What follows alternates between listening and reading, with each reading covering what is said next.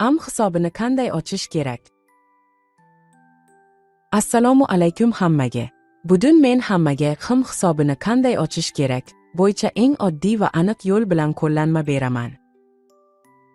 Hisobini ochish uchun quyidagi manzilga o'ting. Yoki hisobini ochish uchun ushbu videoning tavsifidagi havolaga bosishingiz mumkin. Keling, boshlaymiz.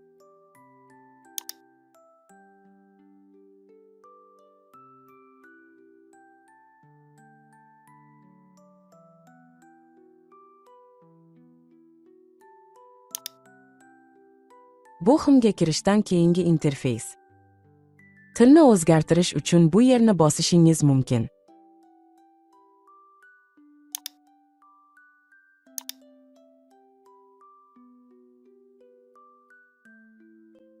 Hisobini ochish uchun boshlashni bosing.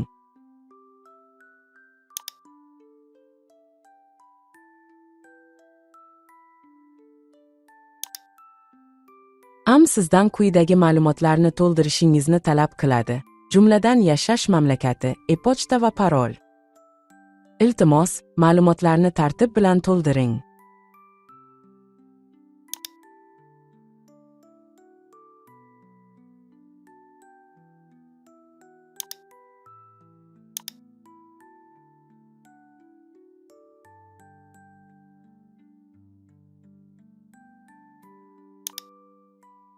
Parolingiz uchun 10-15 ta belgidan foydalaning. Bir yoki undan ko'proq raqamdan foydalaning.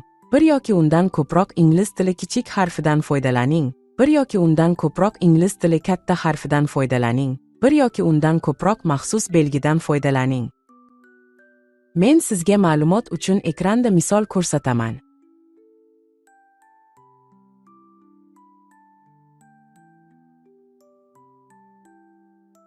Shartlariga rozilik bildirish uchun bu yerni bosing. Keyin ro'yxatdan o'tishni bosing.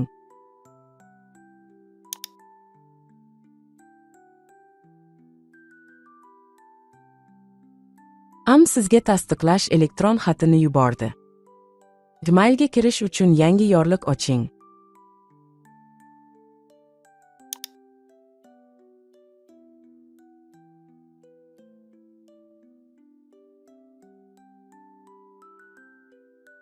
Bu menga yuborgan elektron xat. Agar siz elektron xatini kiruvchi qutingizda topa olmasangiz, ko'proqni bosing. Keyin tekshirish uchun spam bo'limini bosing. Endi yuborgan elektron xatni ochamiz. E-pochtani tasdiqlashni bosing.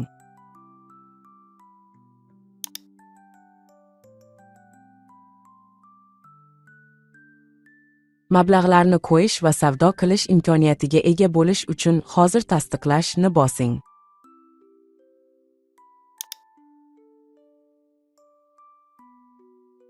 Keling, profilingiz tafsilotlarini, jumladan ism, ikkinchi ism, familiya, tug'ilgan sana va telefon raqamini qo'shamiz.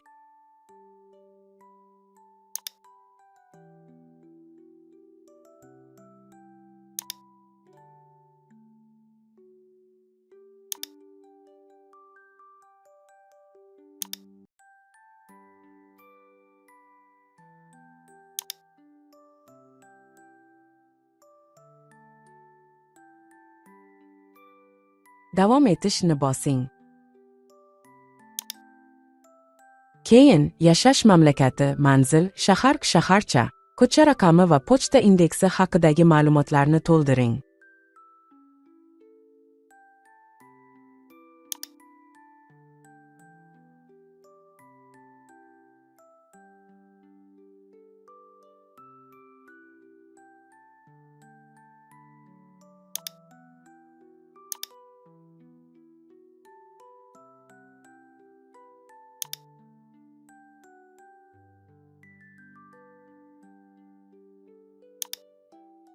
Pochta indeksi bo'limida siz yashayotgan joyingizning pochta indeksini onlayn tarzda qidirib topishingiz va bu yerga to'ldirishingiz mumkin.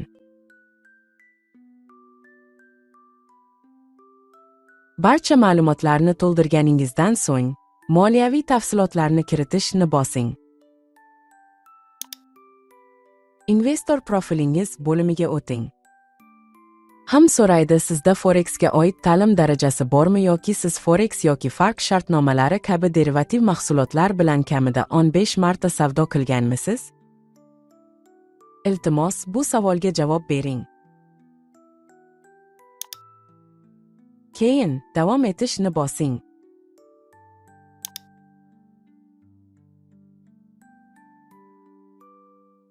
Keyingi qadam hujjat verifikatsiyasi va shaxsni tasdiqlash uchun hujjatlaringizni yuklashdir.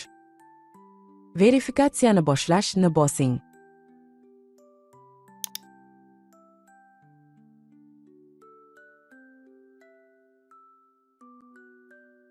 Ham yuklangan ma'lumotlaringizdan foydalanishiga ruxsat berish uchun bu yerga bosing.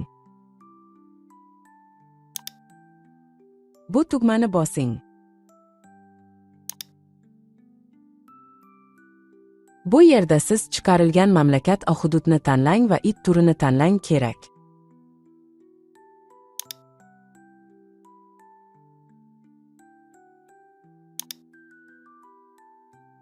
It turini tanlang bo'limida siz identifikatsiya kartasi, haydovchilik guvohnomasi yoki pasportni tanlashingiz mumkin. Men identifikatsiya kartasini tanladim. Kameradan foydalanish uchun ruxsat berish tugmasini bosing.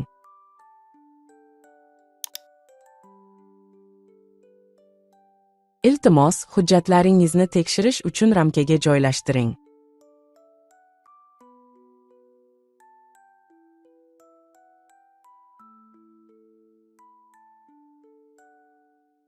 Keyin siz yuzni tekshirishni yakunlashingiz kerak. Bu siz yuzni tasdiqlashni amalga oshirishdan oldin xmning eslatmalaridir. Bu yerni bosing.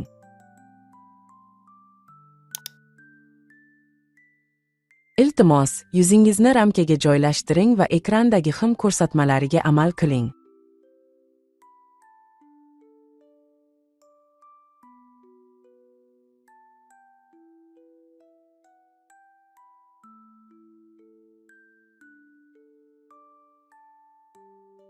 Hujjatlaringizni muvaffaqiyatli yukladingiz. Ham akkauntni tekshirish natijalarini sizning elektron pochtangizga yuboradi. Endi men sizning akkauntingiz haqida ba'zi muhim ma'lumotlarni tanishtiraman.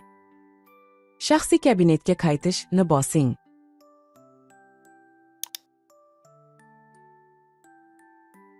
Iltimos, mening hisoblarim bo'limiga o'ting.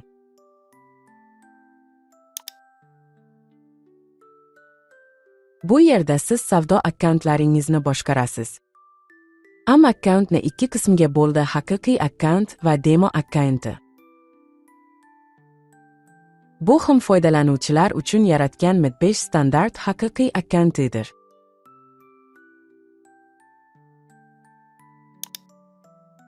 Va bu ham shuningdek foydalanuvchilar uchun yaratgan MIT5 standart demo akkaunt idir. Agar siz ko'proq akkaunt ochmoqchi bo'lsangiz, qo'shimcha hisob ochishni bosing. Savdo platformasida endigina yaratgan xm akkauntiga kirish uchun sizga kerak server nomi, kirish akkaunt raqami va akkaunt paroli. Akkaunt ma'lumotlaringizni topish uchun bu yerni bosing.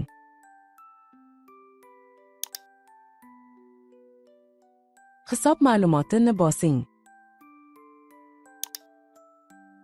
Bu hisob ma'lumoti jadvali.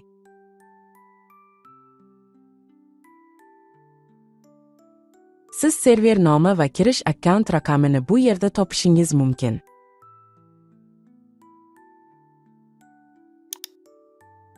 Agar siz savdo akkauntingiz parolini o'zgartirmoqchi bo'lsangiz, bu yerni bosing.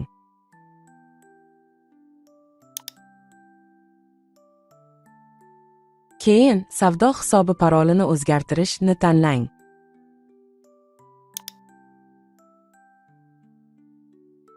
Siz bu yerga yangi savdo hisobi parolini kiriting.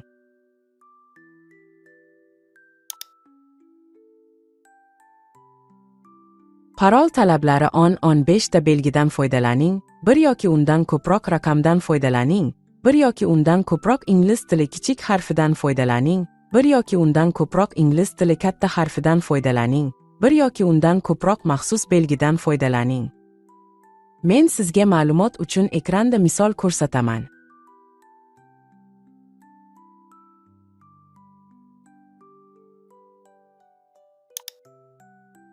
Bu yerga joriy profil paroli kiriting.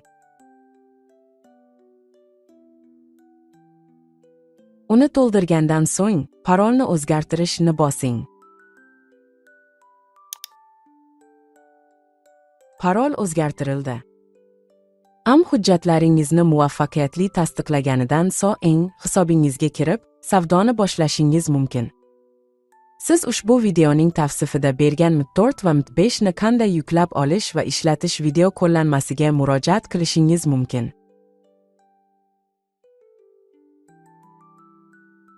Shunday qilib, men sizga XIM hisobini qanday ochish kerak bo'yicha yo'l-yo'riq berishni tugatdim. Akkaunt ochish jarayonida sizga muvaffaqiyat tilayman. Xayr va keyingi videolarda yana ko'rishguncha